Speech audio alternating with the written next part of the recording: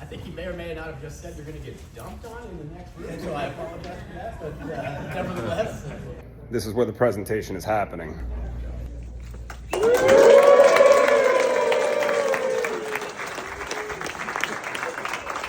They did this for me.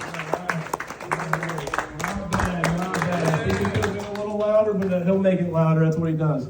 So thank you. And again, if you have a chance, he was the Hunter and Wellborn Excellence Award winner for 2024 for Hunter because of his advocacy for the industry and for all of you all in the field. So again, look at his videos. This is all training for our stuff here. He has a lot of stuff from pump start relays to indexing valve switch outs to just upgrading a Hydrawise controller. So take a look at it. And again, thank you guys for being here. We're going to get started with Mr. Battistoni here in about 5 minutes.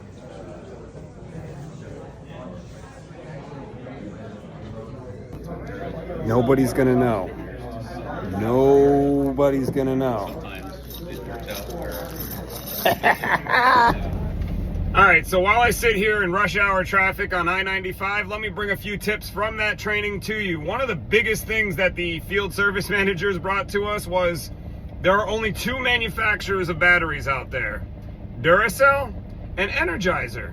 Let's only use those two manufacturers when it comes to putting batteries in our tools and in the devices in the field, like the Hunter nodes or the wireless valve links. Make sure we're using name brand batteries. They are trusted and they actually last as long as they say they're going to, unlike the Amazon Basics version.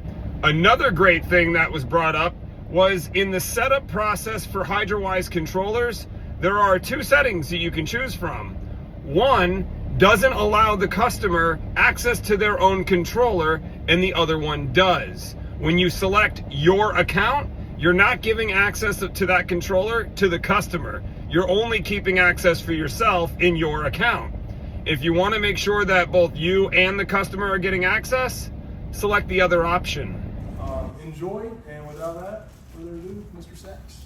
Thank you, Jacob. I think you may or may not have just said you're going to get dumped on in the next room, so I apologize for that, but nevertheless, we'll power through. My name's Ben. Like he said, I come from what I call Sprinkler headquarters in San Marcos, California, Hunter corporate.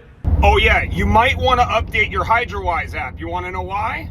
You can search for controllers with their serial number now. Yeah! So when the new guy sets up the controller using the wrong information, it's easy to figure out where he went wrong by searching the system using the serial number on the controller. There were so many other great things that happened in that training, including the fact that you don't have to call Hunter tech support to transfer ownership anymore. You still can, but you don't have to, because with that new update I just mentioned, you can transfer ownership yourself. Very easy. I don't have the screenshots here for you, but when you get ready to do it, know that you can. WVOM, or wireless valve output module. Main benefit of this thing is there's no wires required in the entire installation. Obviously you got to connect the device in the field to your solenoid, so you got some short leads there, but getting from the controller to your valve requires only this module and one of these node-like radio type devices that are sitting on your countertops here. Where we're going, we don't need wires. Nope, not anymore. Okay, let's go.